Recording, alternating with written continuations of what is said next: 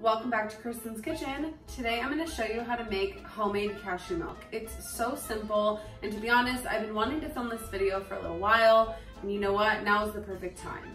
I've been to many grocery stores in the last couple days, and most are wiped clean, and I don't say that to scare you, but I just say that so that you can feel prepared at home and do whatever works best for your family, given all the information that you see online and from your friends and just that you attain over the next couple days. So I recently was at a few different stores, and guess what? All of the nut milks were wiped clean. I could not find any, but not to worry because I can make it at home, and I'm going to show you how to do that right now. You can also do this with almonds as well, which I've done many times before. I'm going to be making cashew milk today, and maybe in another video I'll show you how to make almond milk in another way or using other tips. So let's just talk about what you need. You need just cashews and water. That's it. There's a couple optional items as well, or ingredients, but just make sure that your cashews are organic if possible, and then raw preferably, or if you can only find roasted, then you know what, we can make that work too.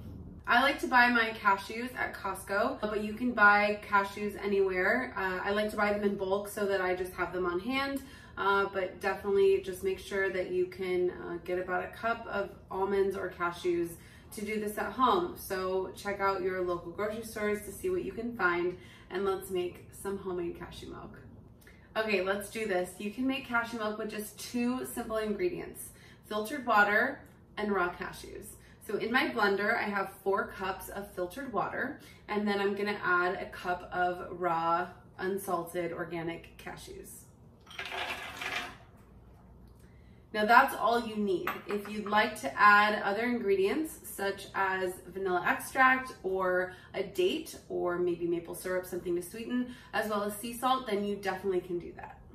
For this recipe, I'm gonna leave it plain because I will be using this for savory recipes as well. It's great to add to soups or sauces and just to have on hand. But if I were gonna use this for something sweet, then I would definitely add a date, and I would add some vanilla extract.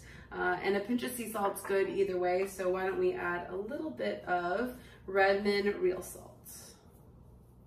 All right, next you're gonna blend your cashews and water and sea salt, as well as optional items on a high speed for about a minute. So let's go ahead and do that.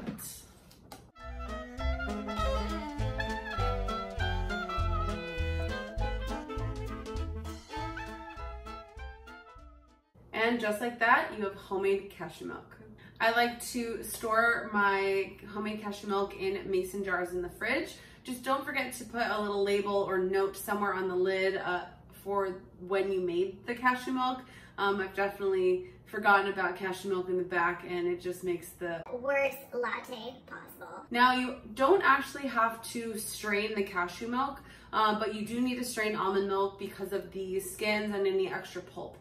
There will be a little extra pulp with the cashew milk, but not to worry. I will show you A, how to use the extra pulp in another recipe, and B, how to remove the pulp. So I like to use this nut milk bag from Ellie's Best, and it's very simple to use. You pour the cashew milk in here over a bowl. It will catch all of the pulp, and then you can use the pulp for something else, add it to smoothies or any recipes that you can think of, and then your cashew milk is good to go, almond milk is good to go, and then you can just pour it into your mason jar. So I'm going to show you how I strain it right now using the Ellie's Best nut milk bag.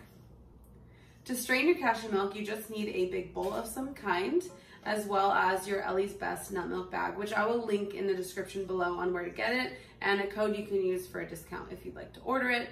So then you're going to take your homemade nut milk and you're going to pour it into the bag very carefully. And this is where your hands will get a little dirty. And you're just going to squeeze, if you can see it coming out. It takes a second.